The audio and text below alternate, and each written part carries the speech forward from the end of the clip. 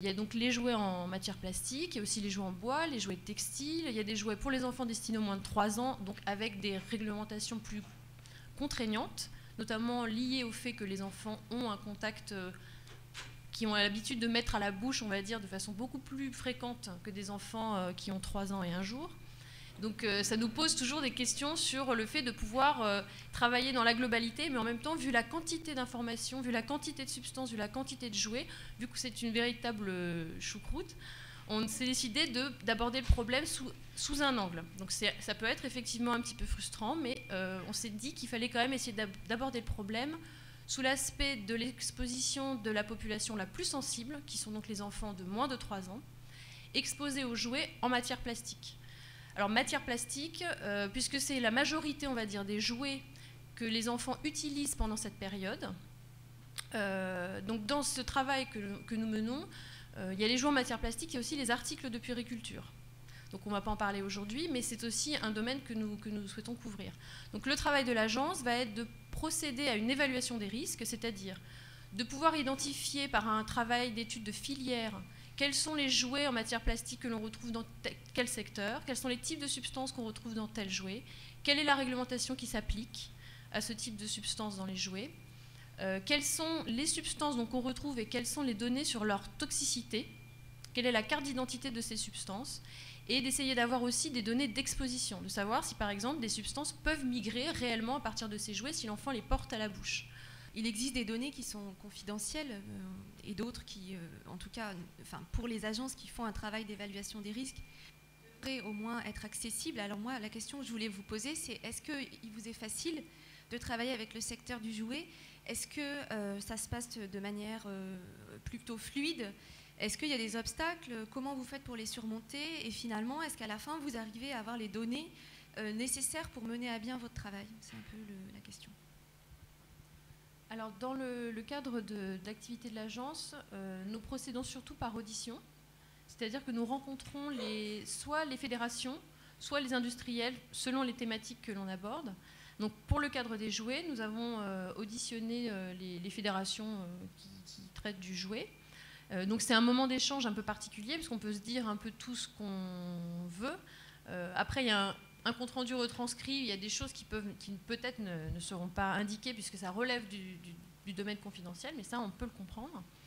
Après, il y a beaucoup de données, effectivement, qui relèvent de la confidentialité des industriels, soit pour des raisons de secret industriel, soit pour des raisons de non-transparence. En règle générale, c'est aussi une relation de confiance qui s'établit entre les personnes de l'agence et les représentants des industriels.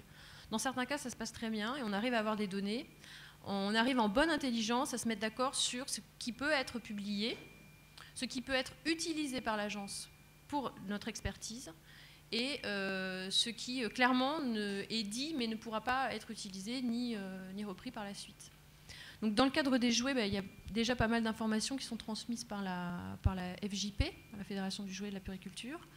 Donc c'est des informations assez intéressantes, somme toute, mais c'est vrai que ce qui nous intéresse, notamment pour notre travail, c'est de connaître un peu les différents secteurs recouverts par les jouets en matière plastique, quels sont les types de jouets les plus fréquemment utilisés. Parce que nous, derrière, ce qui va nous intéresser, c'est de pouvoir décrire l'exposition type d'un enfant dans une journée.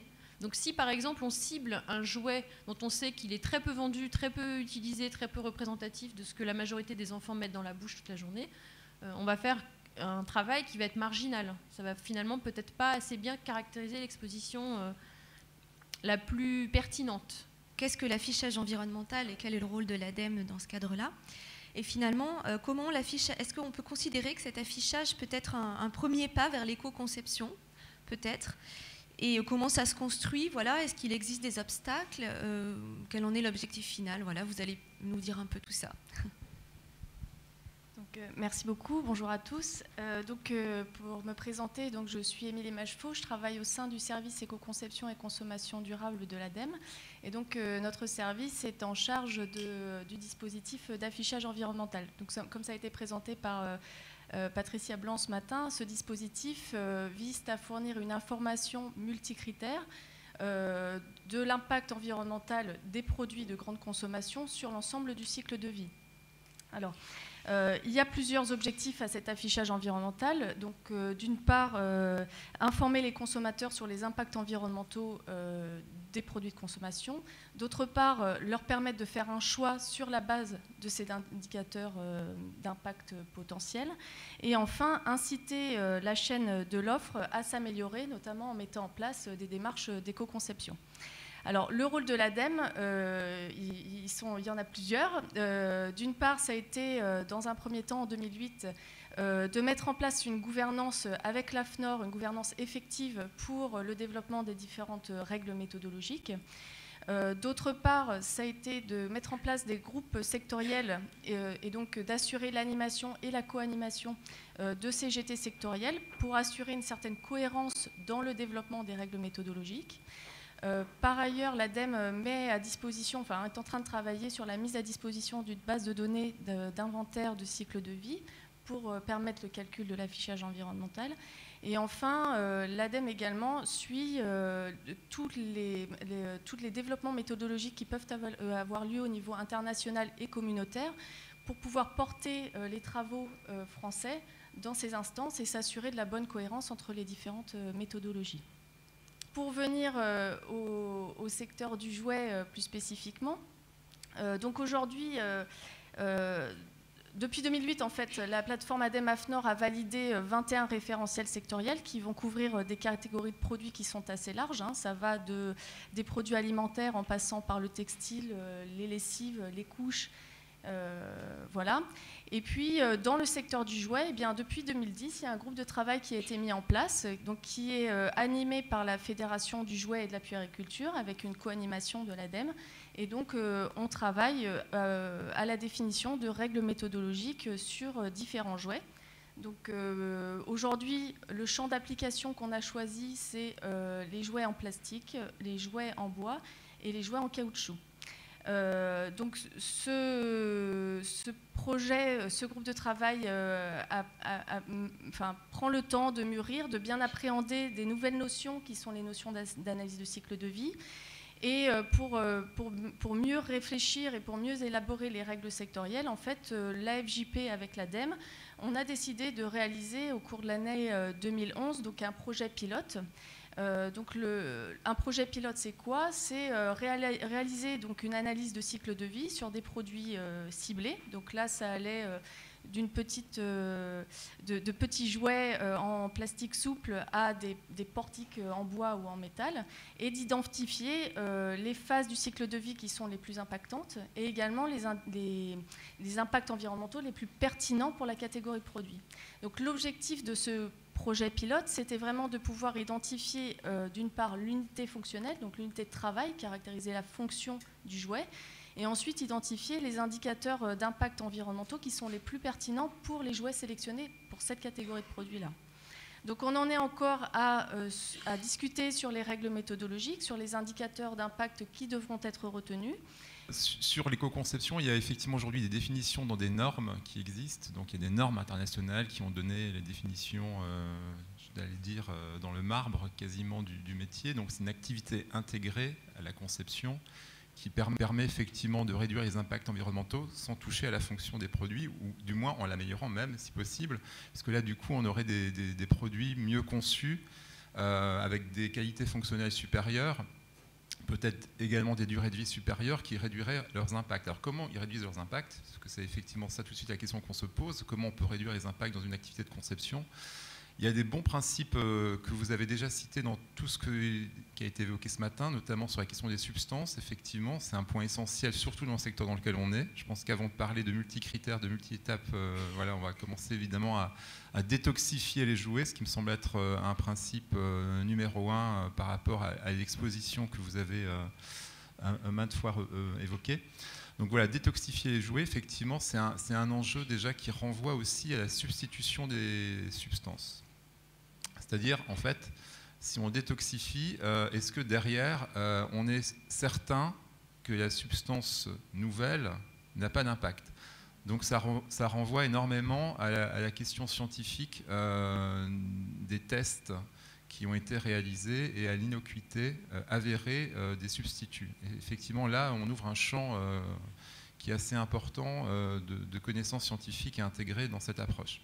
Donc on retombe sur finalement la question des audits sociaux également derrière, c'est-à-dire qu'il y avait une vraie question aussi qui avait d'ailleurs été soulevée par le Parlement des enfants. Ce qui était assez intéressant, c'est de voir que on est dans un environnement féminin, mais les enfants ont aussi un Parlement. Voilà.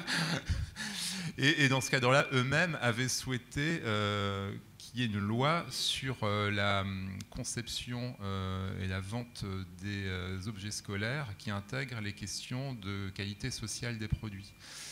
Et donc c'était intéressant de voir que c'était le TCI à l'époque, que du coup ces éléments-là ont été repris par le législateur et ont également questionné la production à l'origine donc de ces produits. Et dans le domaine du jouet, la vraie difficulté aussi qu'on va retrouver, c'est en fait la faible durée de vie des références commerciales, ce qui implique des productions à cadence extrêmement rapide quand un produit marche. S'il y a un best-seller en novembre, par exemple, voilà, alors, on le sait tous, parce qu'on l'a tous fait pour nos enfants ou autres, ou nos amis, etc. Il y a toujours des jouets qu'on ne trouve plus voilà, en décembre. Alors imaginez derrière, évidemment, la chaîne logistique qui est quand même à l'œuvre pour fournir peut-être le 25 ou le 26 décembre le fameux jouet. Et là, du coup, ça renvoie vraiment à un mode de production qui est complètement délirant, puisqu'on est avec des sous-traitants, on n'est plus du tout dans l'usine historique. Et donc, on ne sait plus finalement si même les matériaux essentiels dans le produit initial sont les mêmes. Il y a une vraie question après qui se pose, idem sur les questions d'audit social. Aujourd'hui, on a 80 000 multinationales dans le monde qui existent. À peine 10% font du reporting développement durable. Donc ça répond peut-être à la question où on en est. Donc je dirais à peine 10%. Alors c'est bien parce que ça peut être des très grosses entreprises qui vont effectivement avoir les audits sociaux, les audits environnementaux, les ACV, le carbon footprint, ce que vous voulez, les substances également en reporting. Et ça pose aussi la question de la complexité des analyses qu'on sort avec du multicritère par rapport à des choses beaucoup plus simplifiées, beaucoup plus parlantes, qui sont aussi parfois des réductions de la dimension globale, multicritère, multi-étape de l'aspect de l'environnement. Et c'est là qu'on retrouve l'éco-conception, effectivement, qui est globale et qui est en fait un enjeu très important et très compliqué pour les concepteurs. Parce que la vraie difficulté de l'éco-conception, c'est d'intégrer toutes ces questions-là dès le dessin. Et il ne vous aura pas échappé qu'évidemment, on a la composition exacte du produit qu'à la fin du processus de conception. Donc comment intégrer toutes ces questions-là quand on n'a pas encore conçu le produit? Je me rends compte qu'en fait, depuis que j'ai commencé la recherche, il n'y a pas tant de temps que ça fait une dizaine d'années, je viens d'un milieu qu'on va considérer comme un milieu qui, à la base, ne s'intéressait pas particulièrement à ce genre de problématiques. À titre d'exemple, j'ai commencé ma thèse sur des matériaux dans l'université de Toulouse, donc, sur des matériaux qui étaient issus donc plutôt pour être utilisés dans l'aérospatial, dans l'aéronautique, c'était des matériaux de type polycarbonate, et donc des matériaux qui ne sont peut-être pas trop à la mode, surtout ici, puisque le polycarbonate, c'est du bisphénol A de polycarbonate, est un matériau qui est utilisé aussi pour faire des biberons.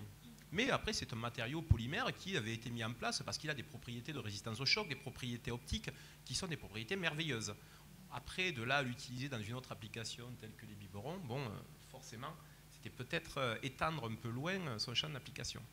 Et je pense qu'on arrive typiquement au genre de problématique que moi je vis en tant que chercheur. C'est-à-dire qu'on partait du polycarbonate et depuis la dizaine d'années dans lesquelles je travaille en tant que chercheur sur les matériaux polymères, je me rends compte que mon métier a énormément évolué. On est parti, on a des problématiques en termes de recherche, en termes de travail, qui sont aujourd'hui des problématiques qui tournent beaucoup autour des biomatériaux, autour des biopolymères. La thématique, on va dire, écologique sur ces matériaux est devenue une problématique majoritaire. Pour plusieurs aspects. D'une part, parce que je pense qu'il y a une prise de conscience du public, une prise de conscience des instituts, une prise de conscience des États, qu'il faut arriver avec la problématique du pétrole qui voit son prix augmenter, la problématique du pétrole qui est en train de, on on va dire, de diminuer en termes de ressources, même si là encore c'est un petit peu discutable. Mais on ne peut plus utiliser le pétrole à tout bout de champ pour essayer de fabriquer des matériaux. On va essayer de passer à autre chose. Et donc, dans cet esprit, les biomatériaux et les biopolymères sont une alternative qui est en train de se développer et de s'imposer de plus en plus. Dans le monde scientifique, on va dire que la façon d'auditer, la façon de regarder l'activité scientifique d'un chercheur, c'est tout bêtement regarder ses publications dans des journaux internationaux. Si on regarde aujourd'hui dans les grands journaux de type polymère, physique des polymères, les papiers qui sortent de plus en plus sont des papiers qui sont sur des biopolymères, sur des biomatériaux. Donc cette problématique est en train de devenir une problématique scientifique majeure. C'est-à-dire qu'on est vraiment dans un effet qui est peut-être à la base un effet de mode, je ne sais pas, je ne juge pas même pas l'histoire, mais en tout cas, il y a une démarche. Il y a une vraie démarche dans le monde scientifique pour aller vers ce genre de choses qui aujourd'hui nous concernent tous. Moi, je vois à mon échelle particulièrement, les thématiques de recherche sur lesquelles je travaille sont des thématiques qui vont être appliquées, parce que c'est vrai que dans la physique des matériaux, on est surtout des thématiques qui sont majoritairement des thématiques appliquées. On peut avoir des thématiques un petit peu fondamentales de recherche, mais des thématiques de matériaux appliqués. Et donc dans ces thématiques-là, les matériaux bio, les biomatériaux sont vraiment majoritaires. C'est-à-dire que moi, les questions qui me sont posées par pas mal d'industriels sur les contrats sur lesquels je travaille, c'est est-il possible de remplacer le matériau avec lequel je travaille par un matériau qui est un matériau bio, qui est un matériau issu d'agro-ressources, qui est un matériau biodégradable, ou des polymères, des biopolymères. Le problème, c'est que pour passer au bioplastique, il y a toute une démarche qu'il faut reprendre d'un point de vue déjà au niveau de la chimie. Moi, je ne suis pas chimiste, mais on travaille beaucoup avec des chimistes pour arriver à améliorer les molécules, pour passer à des molécules plus propres, des molécules issues de ressources qui vont être ou des ressources renouvelables ou des ressources non pétrolières.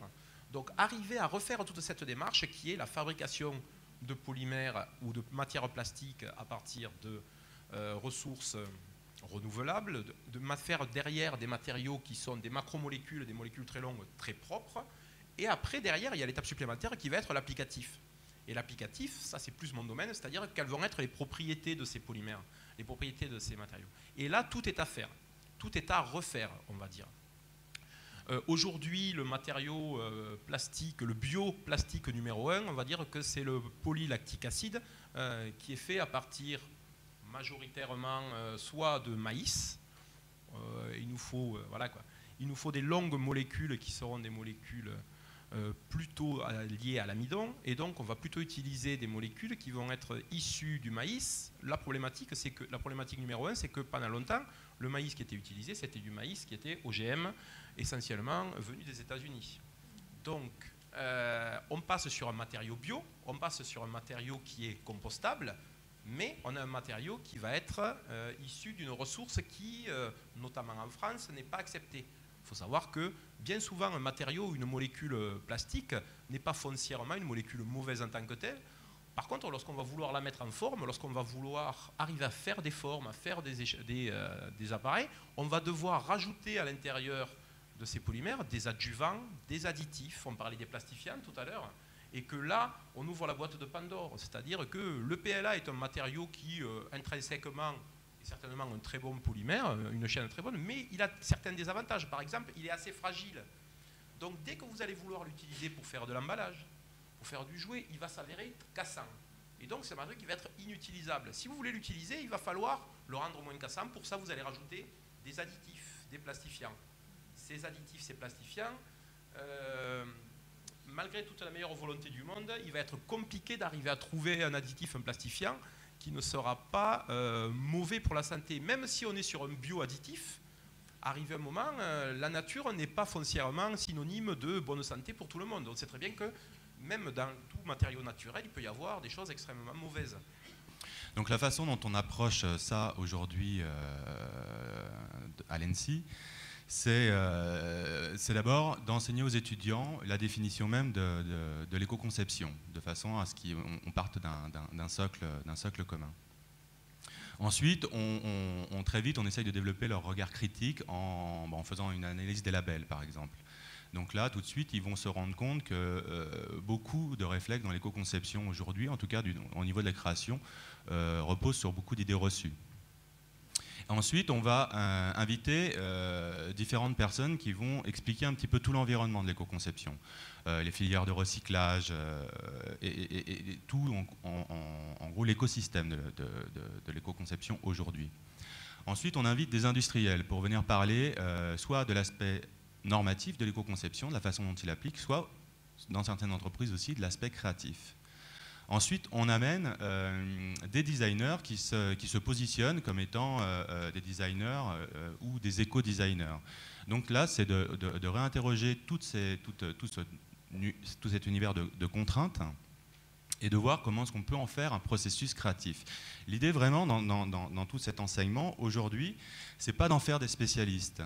C'est vraiment de dire aux étudiants, voilà l'état des lieux, voilà ce qui se fait vraiment dans le restrictif, voilà ce qui se fait vraiment dans le créatif, de façon à les amener à se forger un avis et un regard personnel sur cette question. En gros, on ramène ça je ramènerais ça à dire qu'en fait l'éco-conception, plutôt que d'être isolé ou encapsulé, c'est de l'ouvrir en parlant plutôt aujourd'hui d'un acte citoyen. On se rend compte que si on a une approche citoyenne ou si on apporte déjà du bon sens dans la production, on commence à se rapprocher un petit peu de l'éco-conception. Avoir en tête certains réflexes, c'est-à-dire que nous, on maîtrise des outils, on est de la représentation jusqu'à la conception. Donc dans ces outils, on se rend compte aussi qu'ils évoluent. Nos logiciels de 3D qui nous permettent de faire des modélisations, aujourd'hui, il y a la possibilité de mettre des plugins dessus, et on les a donc à l'école. Et ces plugins nous permettent de faire une ACV un peu simplifiée au fur et à mesure de la modélisation. Donc en fait, enseigner les matériaux dans cette question, c'est Noémie ici qui s'en charge.